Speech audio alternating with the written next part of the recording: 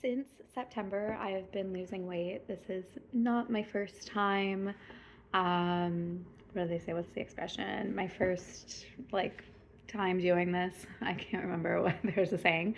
Um, but it's, unfortunately, a lot of people really struggle with their weight.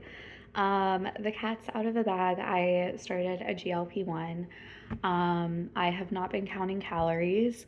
It has been such a positive experience. I was able to find a compounded version through a website that my doctor was on board with and was like, okay, it's traceable, it's a reputable company.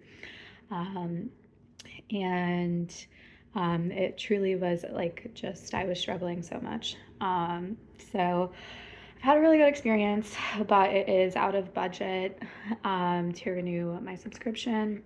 And I am kind of in a place where I feel like I might be able to do without it. I do eat very health consciously. But this week I decided to end my subscription. So it'll end in like 2 months, almost a little less than 2 months. And that means that the effects of the GLP-1 will be wearing off, and I will be working to maintain my weight on my own, which I am completely confident that I am able to do. But it does take work, so I just have to get in check mentally. So I did decide to start calorie counting this week. And it's going really well so far. I've done this in the past when I've lost weight, and it was, I think, the most effective thing. I think to be in reality with the fact that I am a small person and I don't need a lot of calories. So I'm going to share some images of what I ate today. It's still breakfast time right now, so I'm going to share it later. But as someone who right now I'm still trying to lose 20 pounds, and then obviously keeping that off. I like the app LifeSum. It's like Life SUM. And it's this little green leaf. I find this to be my favorite calorie counting app that I've ever used. Um, and the recommendations for calories to be in line with what I feel like I need to eat right now.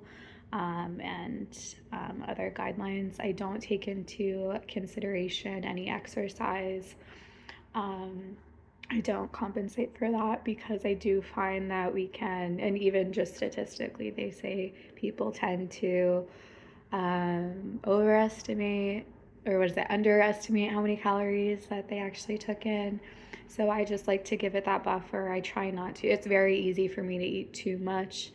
So anytime that I can cut back and then have a day where maybe I'm not calorie counting or I am and I go over, I don't really have to worry about it because I know generally I'm in a good place and allowing room for error.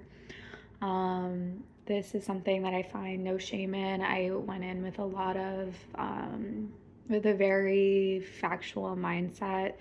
I had met several people in person who had positive experiences um, with a GLP-1.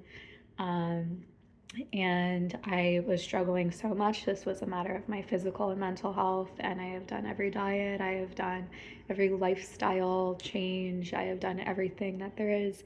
And at the end of the day, I was still thinking about food constantly. I was still eating way more than I needed to. And it just felt like my whole life was not feeling like myself and being consumed by food. And thoughts of food and craving food and buying food. So I also did rationalize the cost of this by money I wouldn't be spending on food would be going towards this medication. Um, and I really do think that I've at least broken even. Food is still crazy expensive, but I do think that all the cravings that I've dodged and all of the just less I've needed to eat in general has probably, yeah, like been accounted for in the cost of the GLP-1, if that makes sense.